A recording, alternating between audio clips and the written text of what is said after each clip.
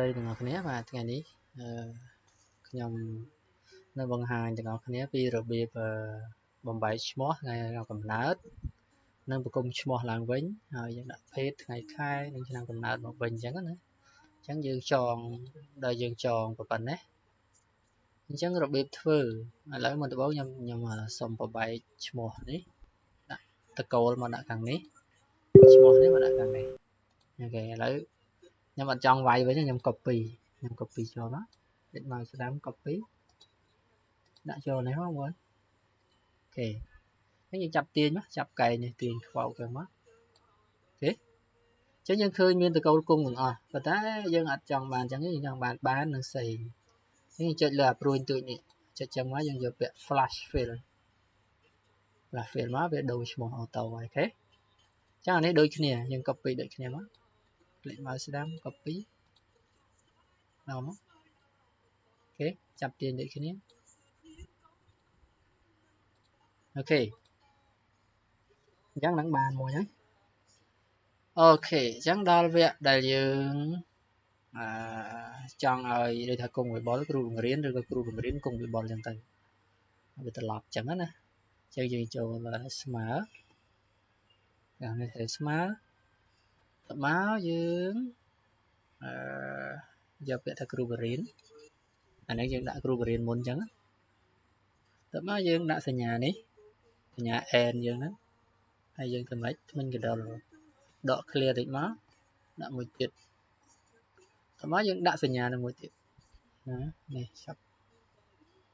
ហ្នឹងហើយយើងចុចលើតកូលមកបងមិនភ្លេចតកូលហើយយើងបិទអានឹងវិញយើងបិទចឹងមក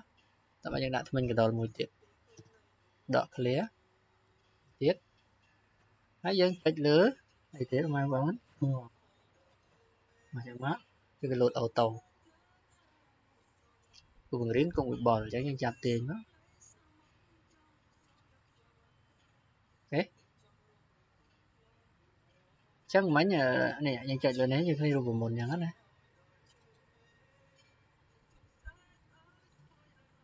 គ្រូបង្រៀនគង់វិបុលអូ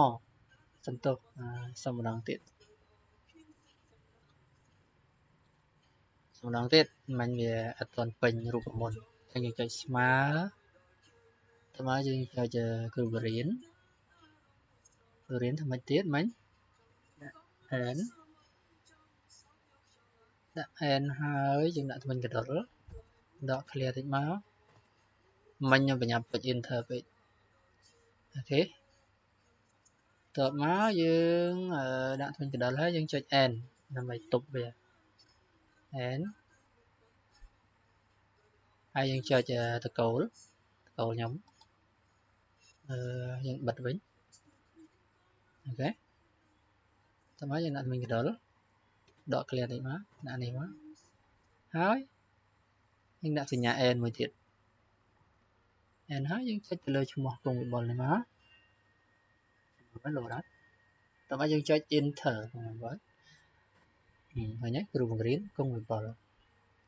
ហើយអត់ពិបាកទេរូបមន្តនេះយើងដូរបានដូចថាយើងដាក់គង់វិបុលគ្រូបង្រៀនក៏បានដែរដែលយើងដូរអីគេដូរ F3 នេះបងប្អូន F3 នៅកន្លែងណាគឺនៅចំជូនេះគ្រូបង្រៀននេះឥឡូវខ្ញុំចង់ដូរ copy អីយ៉ា sorry ខ្ញុំខាត់វាមកខ្ញុំដាក់មុខនេះចូលហើយខ្ញុំយកអា C3 នេះ C3 មានន័យថាតកូលខ្ញុំឈ្មោះខ្ញុំខាត់វាមកខ្ញុំដាក់នៅមុខនេះវិញមកខ្ញុំ paste ចូលអញ្ចឹងខ្ញុំ enter មកគឺគង់វិបុលគ្រូបរិញ្ញាអូខេតែខ្លាចវែងឆ្ងាយយើងធ្វើអានឹងមួយបានគ្រូបរិញ្ញាគង់វិបុលនេះមួយបានហើយយើងចាប់ទាញមកអូខេតោះឥឡូវដល់វគ្គយើងប្របែកថ្ងៃម្ដងនេះយើងដូរអានេះក៏បានដែរយើងចង់ដូរយើងសេជាភាសាអង់គ្លេសឧទាហរណ៍ថ្ងៃទី10អញ្ចឹងណាយើងដកមួយមកខែ9ដកមួយទៅ1991ឧទាហរណ៍1991អញ្ចឹងខ្ញុំវាយតែ91មកវាលោតហើយបើយើងចងហើយអីឃើញទេវាលោត1991 $9 1991អញ្ចឹងទៅត តាឥឡូវយើងចូលវគ្គ8ថ្ងៃអញ្ចឹងយើងចុចស្មើហើយយើងទៅសេពាក្យថា day មកយើងបើកវងកញ្ចក់យើងคลิกទៅលើថ្ងៃណាកំណើតមកហើយយើង enter អញ្ចឹងថ្ងៃទី9នេះថ្ងៃទី9ដល់វាវគ្គខែម្ដងចុចស្មើហើយយើងសេម៉ាន់តែចេះអង់គ្លេសដែរណាបើកវងកញ្ចក់ចុចអាហ្នឹងមកហើយយើង enter ឃើញទេខែ10នេះដុល្លារខែ10ឆ្នាំបើកឲ្យធំទៅឆ្នាំយើងចុចស្មើយើងសេពាក្យ year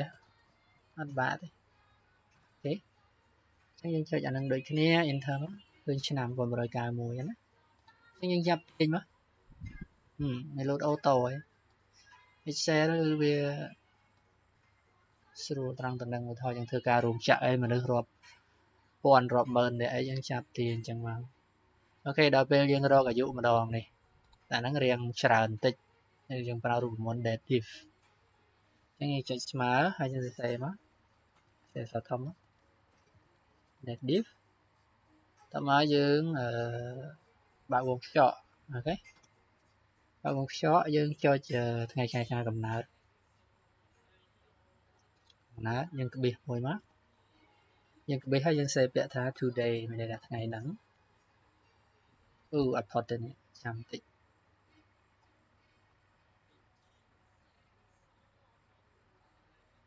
today តបមកយើងបើកវងខ្យក់បិទវិញអូខេហើយយើងក្បៀសមួយហើយយើងដាក់ថ្មិញកណ្ដុរហើយយើងទៅសេអក្សរ Y យើងបិទវិញបិទថ្មិញកណ្ដុរយើងបិទវងកញ្ចក់យើង enter អញ្ចឹងយើងបានឃើញអាយុហើយឃើញទេវាគុណឲ្យអូតូហ្មងយើងចាប់ទាញមកអូខេអញ្ចឹងវីដេអូហ្នឹងយើងមានតែប៉ុណ្្នឹងដែរទេអញ្ចឹងសូមអរគុណសូមយកទៅអនុវត្តទៅសេតាមហ្នឹងមកហ្នឹង